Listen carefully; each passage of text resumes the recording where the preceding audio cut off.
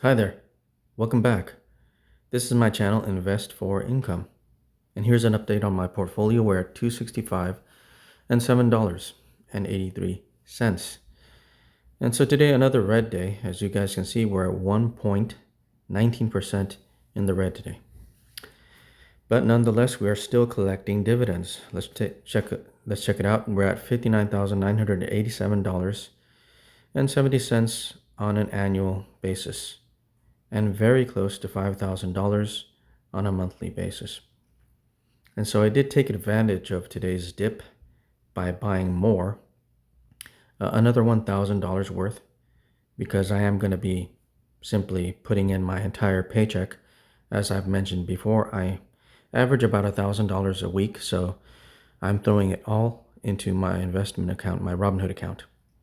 And that way I simply buy a variety of different ETFs. I don't just bulk invest it. Sometimes I do just choose one ETF per week and just go all in with the $1,000. But lately I've just kind of been spreading it into all kinds of different ETFs. On average, I'm buying, I'd say about $100 worth. So I'm buying about 10 different ETFs on a weekly basis, especially if they're on sale, like today. A lot of them were on sale today, deep in the red. And so about around, I'd say 9 o'clock this morning where I'm at, that's when pretty much the market was down here in this dip area. Yeah, right around here is where I started to buy, down here. And then I just watched it climb up a bit during the rest of the day. And so I don't even remember exactly all the different ETFs I bought. So maybe next time I'll keep a record of all the different ETFs that I bought and let you know exactly what ETFs I did end up buying for this week. And as you know, I'm still waiting for that check, $10,000 check that I've been waiting for. That's supposed to be coming in the mail. Wish I had it. Right? I wish I had it now because I would have already started using it to put into my portfolio to increase my income, to increase the value of my portfolio. So $10,000 would increase my portfolio by $20,000 because it would increase my buying power with margin. And of course, by using 10 on one ETF, PLTY, potentially, and some other ETF, I am assuming that I should make at least an extra $1,000 per month in dividends. At least that's what I'm aiming for. So I'm still looking for a good combination of two different ETFs to produce that $1,000 extra per month. Because in this game, money makes money. So with more money, you make more money, right? This is how this works. So why don't we look over at the Fear and Greed Index. As you guys can see, we are still in greed, 56 points. I believe yesterday we were at 60 points. Now, I don't really know why this is moving towards that yellow block at the very top is neutral. Neutral is not bad. Neutral is fine. Neutral is good. Greed, of course, is great. Even though that may sound unusual, that greed is great. But in this case, greed is good. Greed is great. Neutral is good. And as you can see over here in the orange and red, that's the orange would be fear and the red would be extreme fear. So I have seen this indicator in extreme fear, especially back in April when we had the Liberation Day, when the president announced all the tariffs on all the different countries. There was extreme fear in the market and it caused a crash.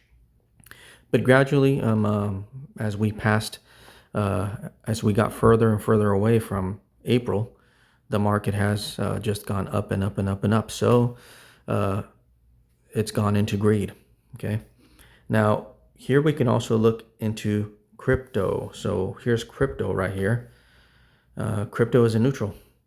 I've seen crypto in greed and I've seen it in extreme greed. But currently, as you can see, it's in neutral. And the price of Bitcoin is $114,036 currently.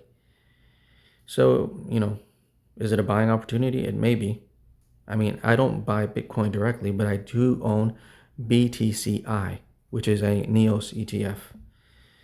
So if we go here, let's take a look at BTCI. This is the NEOS Bitcoin High Income ETF.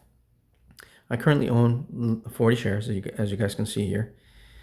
And 40 shares is paying me $57.68 per month. So this ETF pays over $1 per month. As you guys can see here, on average, it's been paying about $1.40, $1.50. One of the very lowest payments here is $1.25. But, about that range. And so, is it time to buy more of this in particular because the price of Bitcoin has gone down so much? I don't know, because you got to be a little bit careful with Bitcoin. But let's look at my actual portfolio here. And here we go. So this is my actual portfolio in Robinhood. And we can even look at crypto here, Bitcoin. Let's look at Bitcoin right here. So as you guys can see, in the past week, it is down almost 8%. Past month, it's only down close to 3%. So on a weekly, it has gone down by almost $10,000. And the top up here, this top up here, it was close to, well, $124,000 per coin. So would it be a good time to buy more BTCI? Maybe. Maybe it is a good time to buy more BTCI. So I may be buying some more BTCI here coming up. But let's go back to my actual portfolio here. And so here we are. And so as you guys can see, we are in the red. Let's look at the week. We're in the red 2.51%. In the month, we're in the red 80%. 3 months, we're up almost 7%. Okay. So yeah, today was, you can either consider this a bad day in the market, or you can simply consider this a good buying opportunity.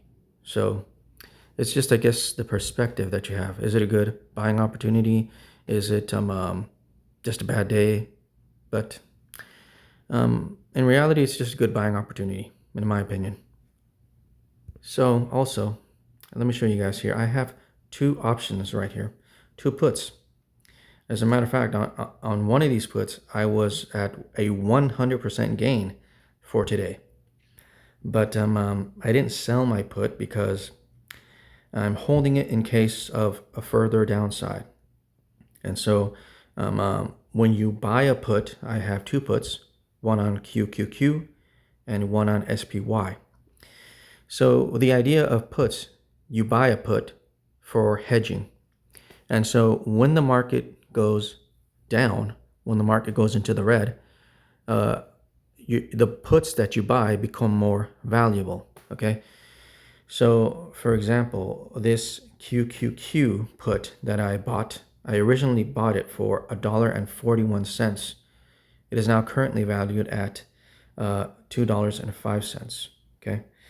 Earlier today, I was up 100% on this put.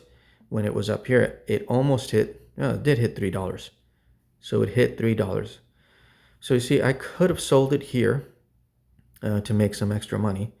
But if the market continues this downturn, then that means that this put is going to become even more valuable. And so if it becomes more valuable, I'm going to wait so that in case the value of this put increases, I can sell it. Okay. This is the other put I have on SPY. I bought this put for $1.25. The value of this put is $1.34 currently.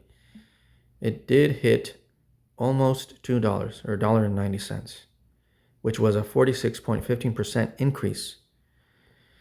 And so, as you can see, if the market does, for some reason, crash, which I'm kind of like, it's like a, well, you hope it doesn't, but if it does, you just hold on, and if you got some cash, use some cash and buy it up, because that's what everybody else does. I mean, if it does crash, people are just going to buy it back up, and then eventually it'll go back up again. And that's how people make a lot of money, right? When it crashes, you just hold on, right? And you buy more in the dip. And so if it does crash, I'm going to sell these puts, and the further it goes down, the more valuable these puts will be, and the more money I'll make on these puts. And of course, I'll sell these puts and use that money to buy the dip, if that's what happens. I'm kind of hoping that it doesn't happen. I really don't want it to happen, but this is like a just in case kind of thing, right? This is an insurance kind of a deal that you buy for your portfolio. And so I buy puts every month because these puts will expire. They expire on the 19th of September. Both of them do. And so that's how you hedge your portfolio for in case there is some downside. And so yeah, here's the dividends. And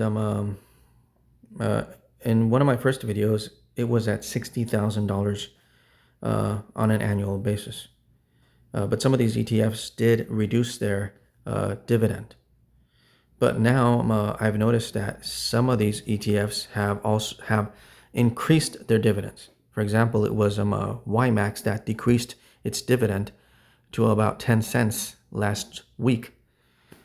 But this week, it's jumped back up to I think it was like 14 cents or something like that.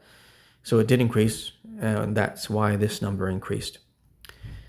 And so obviously, as soon as I get that money, which I hope is fairly soon, and hopefully the market goes sideways from here a little bit, so that I can buy more of this dip and increase my income and increase the value of my portfolio.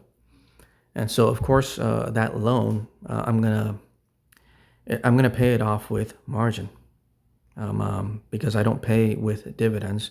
I allow dividends to pay down margin. But eventually, of course, I will pay off the whole thing with margin when I absolutely have to pay the whole thing off, because I don't want to pay interest when the deadline comes for me to pay it off completely.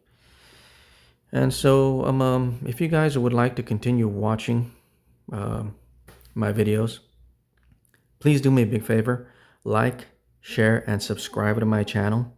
Hit the notification bell so that you get notified of my next video. And so you can see me increase my portfolio and continue to collect dividends and continue to increase my dividend income. Okay, because it's great to have two incomes. And so thank you very much for watching. You guys have a great day. God bless. See you in the next video. Bye.